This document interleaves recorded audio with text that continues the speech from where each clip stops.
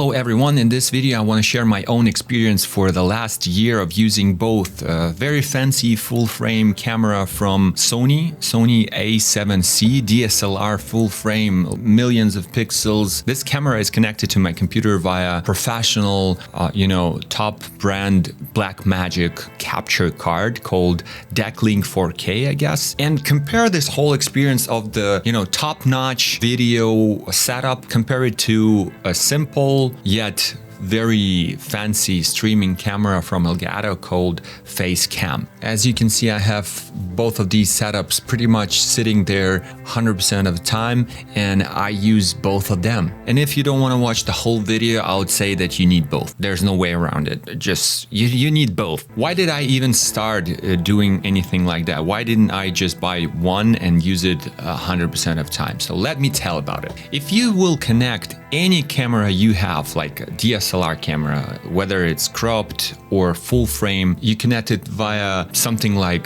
Blackmagic, DeckLink, or even like the most cheap capture card from any gaming brand. Whatever you do on this professional side of things, you will have the picture quality that will just shock you. It will be amazing. The bokeh, meaning the blurred background, would be amazing, even with cropped cameras if you have a wide lens. Even with one of the cheapest lenses you can get, still the picture quality will be dramatically better than any webcam you can go ahead and buy from major brands like Razer, Logitech, Elgato, whatever those things are not comparable whatsoever. So why would I use anything else except DSLR? In my personal case, this might not be the case for you, but any sort of DSLR sensor, and DSLR cameras have a huge sensor. It has its, let's say, expiration date. You can read about it. Sensors get worse over time if you use it like too long. In my case, and it might not be the case for you, I just don't want to use very expensive gear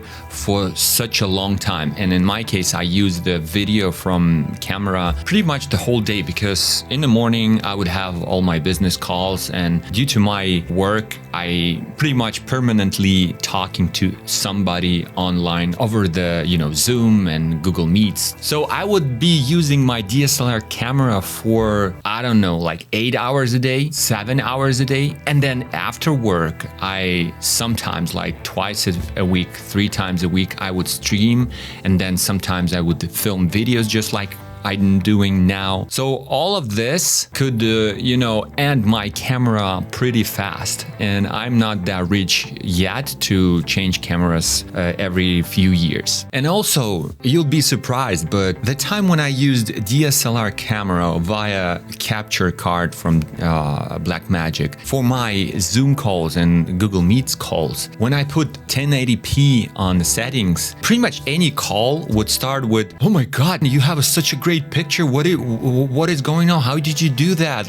And we would spend first 10 minutes talking about my picture quality. It's like you go to a wedding where everyone is black and white and you just show up in a pink suit. That's the case for me. You don't want to do that, because I was tired explaining to everyone that I'm a content creator and I also have all this gear available, so why not use it? And people are like, "I want that. How much is that? How much is your camera?" I'm like, "Well, the whole setup would cost you like $3,000. They're like, I'm good.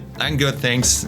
This is another downside of using something so crisp. But primarily, I just don't want to overuse my camera, and it tend to overheat because this is a very small room. I have a pretty powerful PC over here that heats the whole place. I have a heater over there, and I love when the room is very warm. Once I had a situation where I streamed for more than 2 hours and this camera is just shut down. It shut down, it says like it's overheated, and I would touch it and it's really hot. So those things are not made for such a long use. Like you want to stop it from time to time if we're talking about DSLR performance. But again, it's must have. If you're thinking about creating content, any sort of content, live stream content, or you like a video blogger or whatever, DSLR and the picture quality quality, you just cannot overstate it. And from the other side, if we're talking about plug and play USB webcams, I had those from Razer 2 generations, then I had Logitech Logi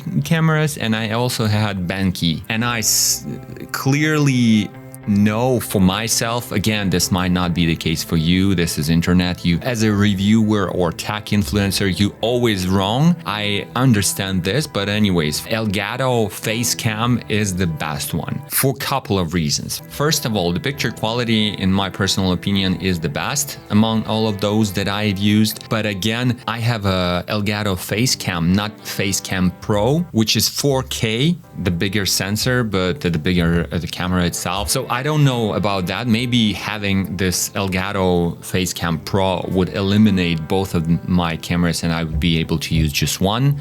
I don't know.